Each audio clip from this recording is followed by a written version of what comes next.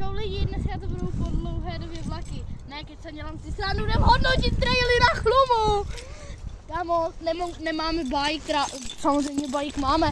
Jo, máme kolo, jo? Dej mi to termosku, máme, jo, tady máš? Tu samozřejmě dělám si prdel, kolo máme, jo, takže můžeme i zajezdit, jo. Akorát, že vůbec, a tak teďka to můžu vypnout a no.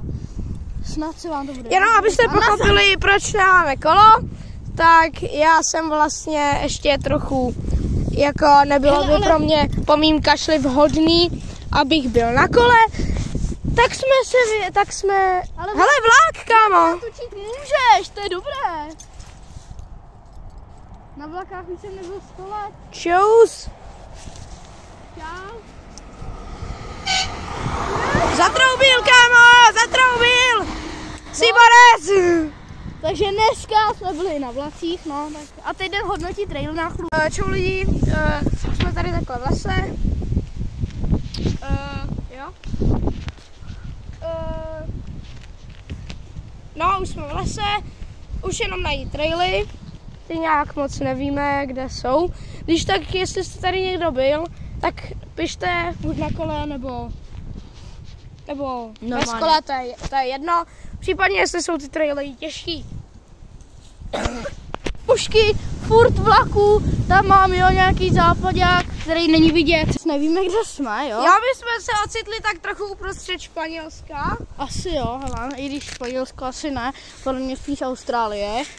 Jo, protože tady byla nějaká kaluž, takže asi Austrálie, kaluž byla moře, jo, takže tak zatím čau, hele. By the way, když najdeme pak jděte na nový video. Jsme na cestě, jo, ale když najdeme trail, tak řekneme.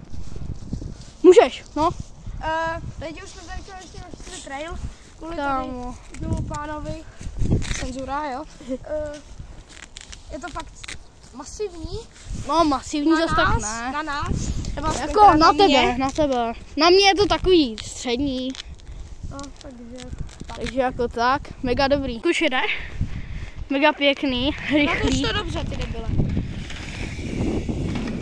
Mega dlouhý polet. Máš docela dost odezvu. Je tady zajímavý místo, jako klopenka a lavice. A tady takový malinký drop step down. Celkem se to klikatí.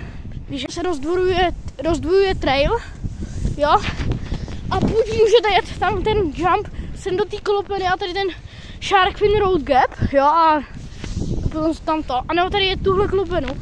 A co je to za gigantický jump? To má reálně třeba 2 metry a ono to jede dolů, kámo.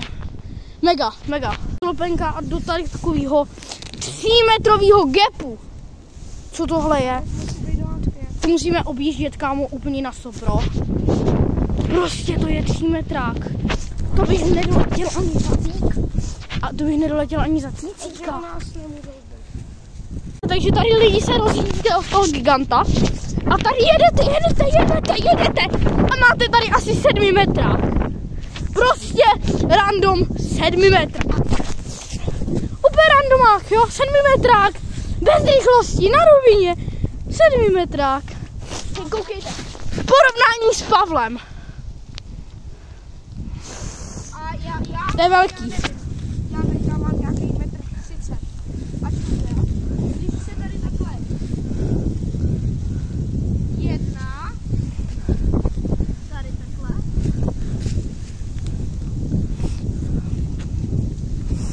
Dva. To už jsou skoro 3. No tak 4 metrák prostě, ale šílený. Lidi, jsme na konci trailu a co to? Tady je mýval! Kámo, já se bojím mýval, mě se... Takže lidi, my se fakt řídí úplně, našli jsme stopy medvěda a jde nás sežrat. Ne, takže lidi, že jste se koukali, i když jste se asi nekoukali, jsme na konci trailu a zatím čus. A padají kroupy, neboli taky. No, takže padají kroupy, sice to není vidět, ale koukejte na můj ruku, jo, čau.